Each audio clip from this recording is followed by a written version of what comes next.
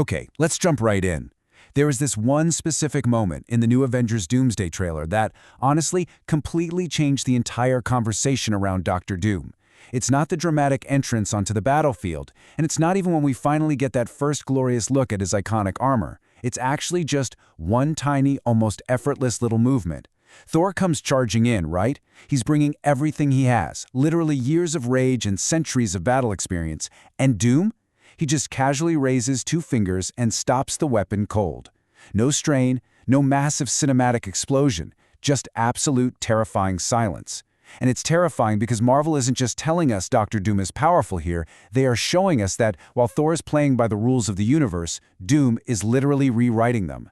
So in this explainer, we're going to break down the comic book lore and the exact logic behind how Doom pulled off this impossible feat and why it perfectly captures who Victor Von Doom has always been. To really get how crazy this is, we gotta look at the sheer stakes of what we're seeing on screen right now. I mean, think about what Thor is bringing to this fight. This is the god of thunder. He swings with enough force to literally split mountains and shatter entire continents. We're talking about immense cosmic weight and godlike brute force just colliding with a single man. And yet Doom doesn't dodge, he doesn't blast Thor backwards, he doesn't even bother putting up a force field, he just catches it with two fingers. So how do you stop a god like that? Well, the answer is, you don't fight the god, you fight reality itself. Okay, let's dive into this, because the very first mistake a lot of people make when watching this scene is assuming it's just this massive feat of raw strength. And it's easy to see why, right? It's so easy to compare this to stuff we've seen before, like Hela catching Mjolnir, or Thanos overpowering the Hulk, or even Captain Marvel holding back Thanos. But you have to remember, those were ultimate contests of physical power. It was muscle against muscle. This is not that. Doctor Doom is absolutely not physically stronger than Thor. Think about it, if he were just some guy in a heavy metal suit catching an axe with pure muscle, he'd just be a glorified juggernaut. Instead, Doom is bypassing the physical game board entirely. He beats his opponents because he fundamentally understands the rules of reality way better than they do. And that brings us to the core theme of Doom's entire existence. It's summarized perfectly in this one thought: we are not the same. This is exactly what Doom is silently communicating to Thor in that split second. You see, there's this really common misconception, especially among casual fans, that Doctor Doom is basically just Marvel's version of Iron Man, just, with a green cape. A genius inventor, powerful suit, advanced tech, boom, problem solved. But when we actually dig into the comic lore, we find out that idea is wildly incomplete. Victor Von Doom operates on a completely different plane of existence than the rest of the universe.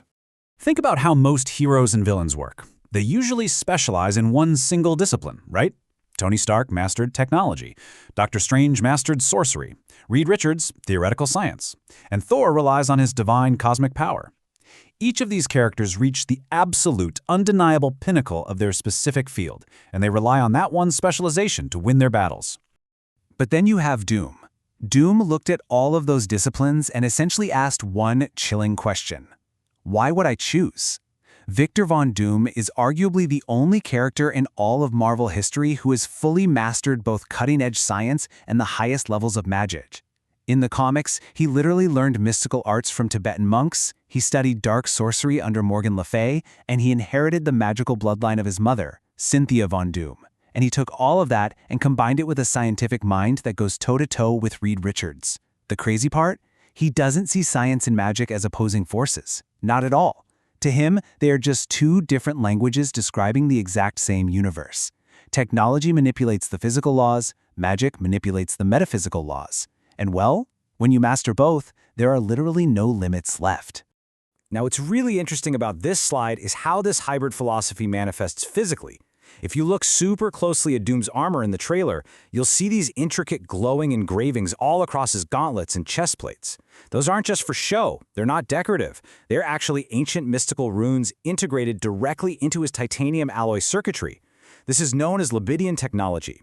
I want you to imagine Iron Man's armor channeling raw electricity, but instead it's channeling high-tier sorcery and doing it with the absolute precision of a supercomputer. So he isn't just wearing armor, he's wearing a fully active, synchronized spellbook forged right into a titanium shell. Let's break down the actual mechanics of this. I like to use a simple baseball analogy here.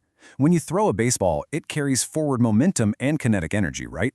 Now, imagine someone could just reach into the underlying code of reality and simply delete the variable of momentum.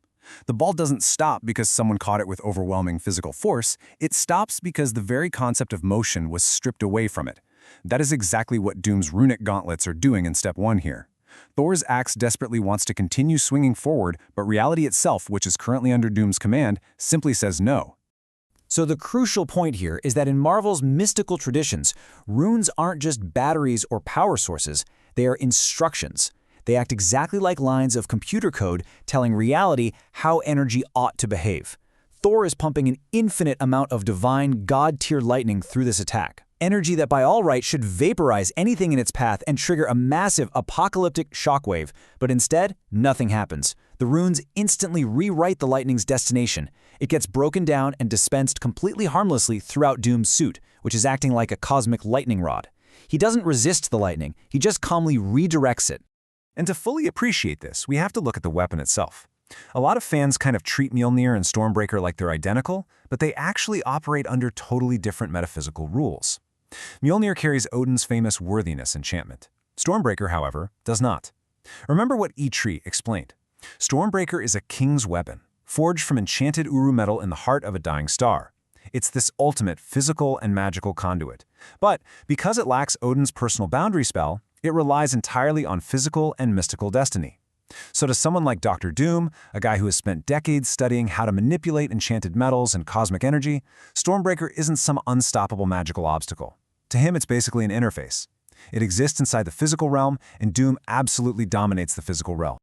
Also, we really cannot forget the sheer magnitude of what Stormbreaker is actually capable of. 6. That is the number of Infinity Stones Thanos wielded when he fired a beam of pure cosmic energy at Thor in Infinity War, and Stormbreaker sliced right through that beam. It sliced through the combined power of all 6 fundamental building blocks of existence and buried itself right in Thanos' chest. Let that sink in for a second. 6 cosmic artifacts couldn't stop Stormbreaker's momentum. Yet in Doomsday, Dr. Doom just calmly raises 2 fingers and stops that exact same weapon instantly. The sheer impossibility of this literally cannot be overstated. But here's the real kicker. Doom isn't just stopping the weapon. He might actually be feeding off of it. In the comic lore, Dr. Doom is famous for his siphon technology.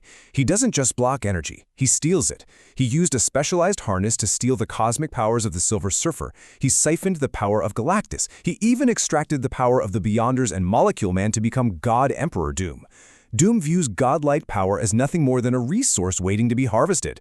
So when Thor strikes, there's a very good chance Doom's armor is actively siphoning that power straight into its own reserves. He is literally turning Thor's absolute greatest attack into a quick battery recharge. And this brilliantly illustrates the massive difference between the last major villain the Avengers faced and the one standing before them now. Thanos relied on ultimate external artifacts, the Infinity Stones, to exert his will. He had to go out and gather his power. Dr. Doom, he relies on his own mastered intellect, his science, and his sorcery. He creates his power. Thanos spent years hunting down those stones. Doom spent years studying until his own mind and his armor became the ultimate weapon.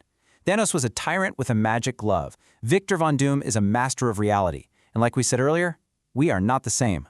Which brings us to what I think is the most subtle yet entirely devastating layer of this whole encounter. The fact that he only used 2 fingers. That visual choice by the filmmakers is incredibly deliberate. Think about it. If Marvel just wanted to show raw strength, Doom would have caught the blade with his palm, or maybe even braced it with both hands. Using just 2 fingers? That is visual storytelling at its absolute finest.